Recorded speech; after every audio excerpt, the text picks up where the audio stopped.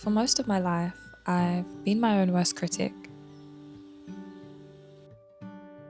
I held myself to standards that I'd never expect from anyone else. I think being someone who feels everything deeply can be both a blessing and a curse. On one hand, you notice the small things, the details, the feeling of a place, the stories that people carry. But on the other, it can leave you spending way too much time in your head than in the world around you. And I think a lot of us are living like that now. Overthinking, consuming, comparing, waiting to become good enough before we begin. When it came to creativity, I was especially guilty of it. Ambitious, full of ideas, but somehow stuck.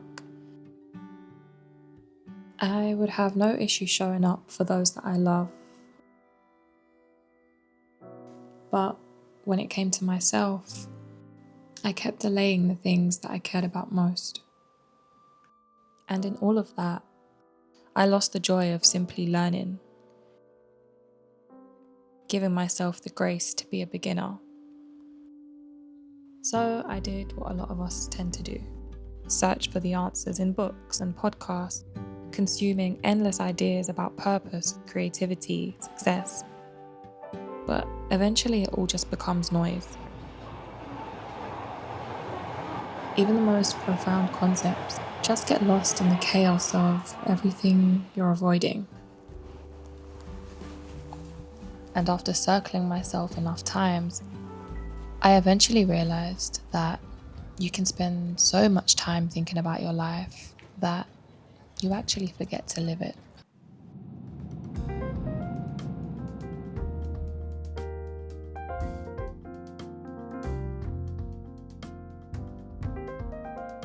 So I started doing things that scared me before I felt ready, and moved across the world alone.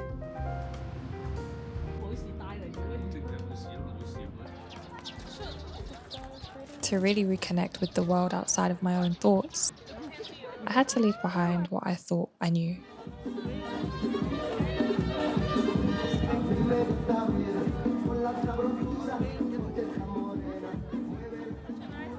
Like all the different cultures, all the different mix of people here, and it's starting to get more lively. I literally came here since 12, so I'm really tired.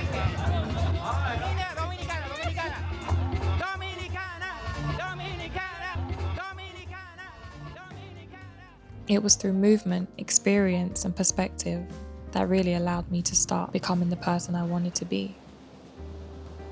Somewhere along the way, I started to reconnect with parts of myself that I neglected for a long time.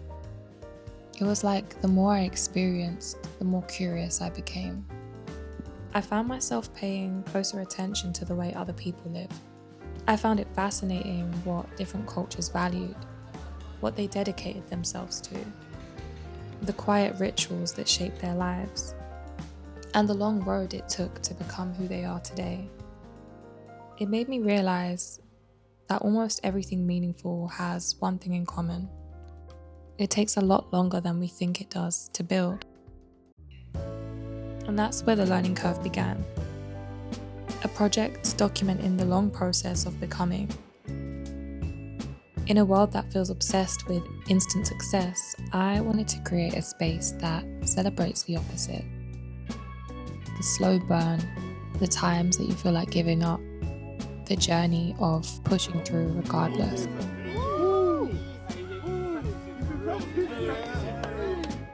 Confidence, discipline, community, and craft.